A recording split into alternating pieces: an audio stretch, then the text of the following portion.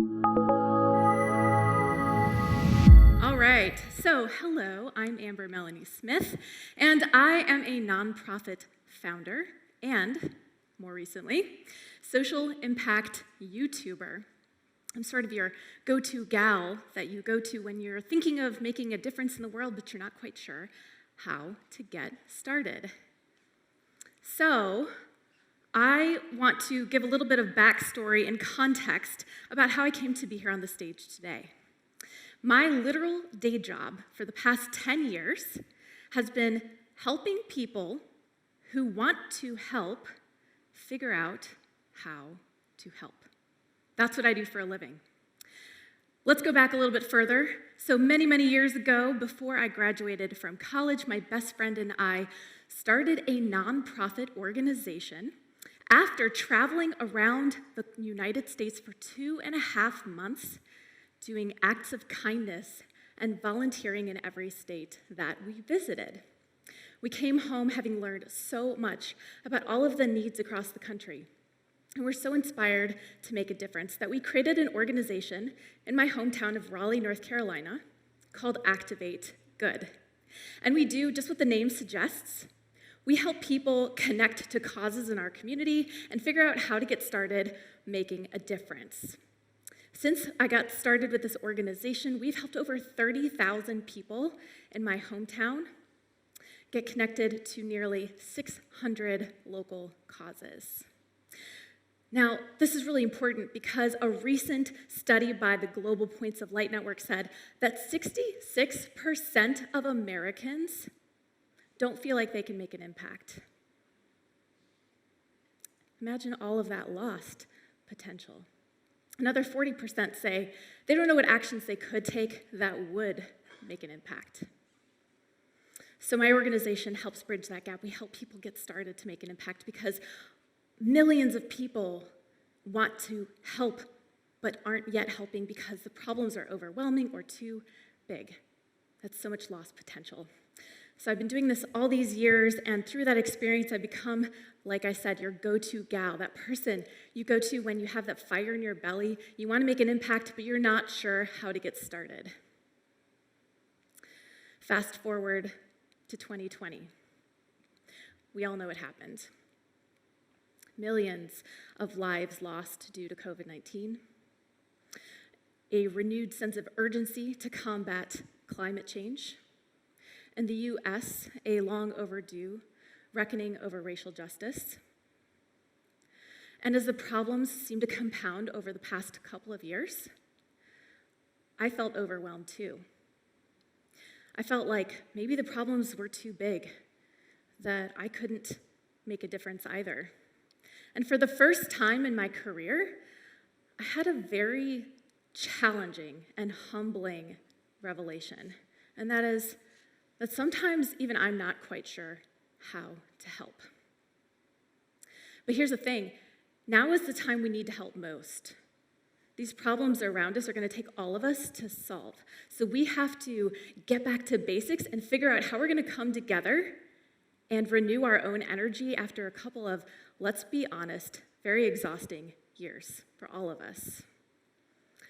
I knew that in order to renew my own energy, I was going to need to come up with some new ground rules. So for the past year of working with a therapist and wonderful friends and team members, I developed a new foundation to do my helping from, which I call the 5 rules for helping.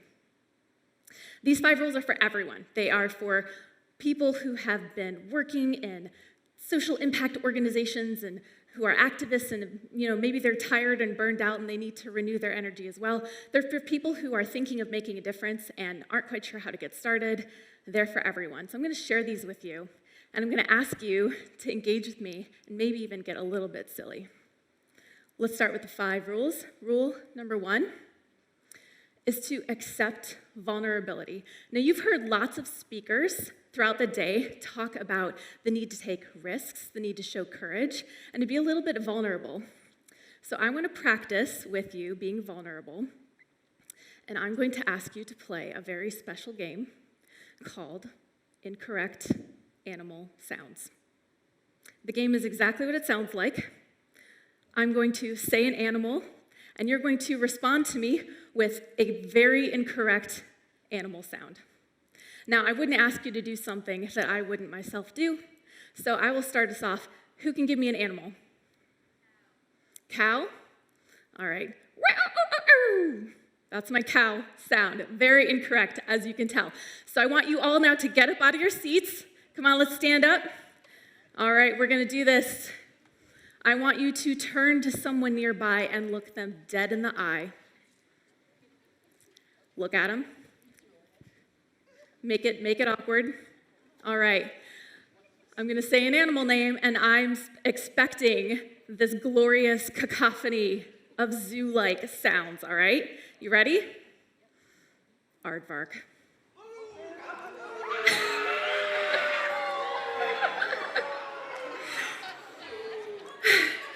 Love it. I think that one wins, thank you.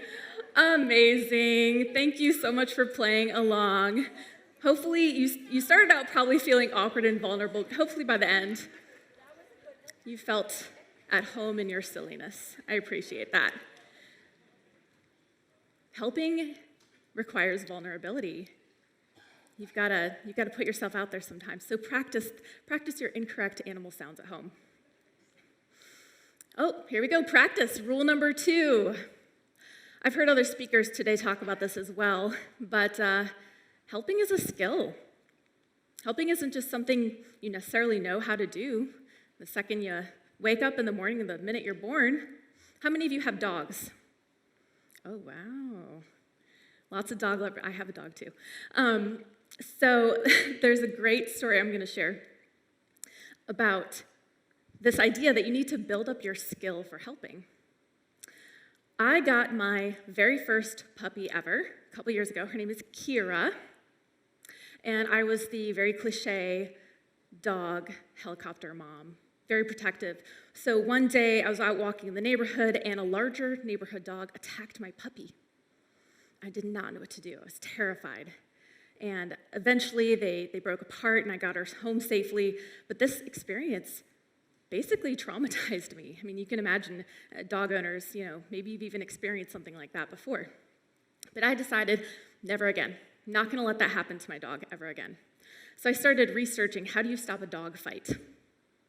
I read articles, I watched videos, and eventually I came upon a video that instructed me to, next time I saw a dog fight, splash water on them, because you want to startle them to break apart without, getting your hands in there.